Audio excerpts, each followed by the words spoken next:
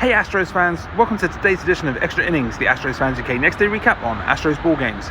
Game 61, Astros nothing, Pirates 3. Let's get right into the key talking points from a shutout defeat to level the series in Pittsburgh with 3 up, 3 down. 3 up.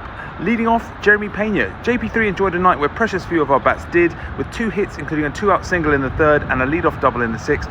Alas, we were unfortunately unable to advance Pena to even 3rd. Up second, Brian King. The King of Kings continued to erase memories of that Rays game with a 10-pitch, 2-strikeout, 1-2-3 7th that should hopefully have him back to doing what he does best. Up third, the bullpen.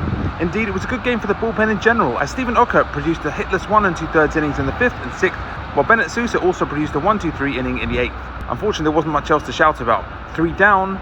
First out, Ryan Gusto. In some ways, he was a little unfortunate, as the 3 runs he did concede came from a ground out, a sac fly, and a double play, with that 3rd run only possible after not getting an earlier strike 3 call on Spencer Horwitz.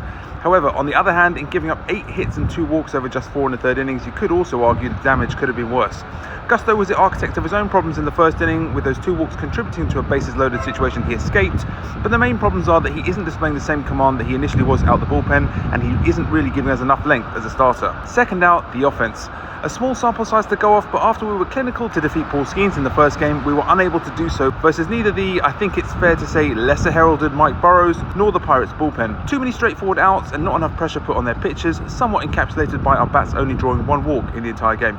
Third out, lack of bench depth. With our bats so quiet, this was the type of game where we needed options from the bench to try and make something happen, but unfortunately, if Victor Caratini is already playing, we just don't have that as regards to any kind of reliable offensive player that can come in with a chance to change a game. It's a real problem with our roster. A couple of extra points to finish on.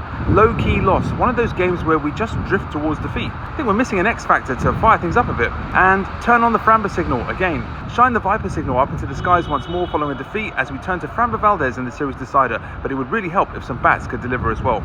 That's it for today's Extra Innings, the next day recap. Let me know your takes on the loss in the comments. Make sure you're following at Astros Fans UK on all platforms, and I'll catch you tomorrow for the next edition of Extra Innings.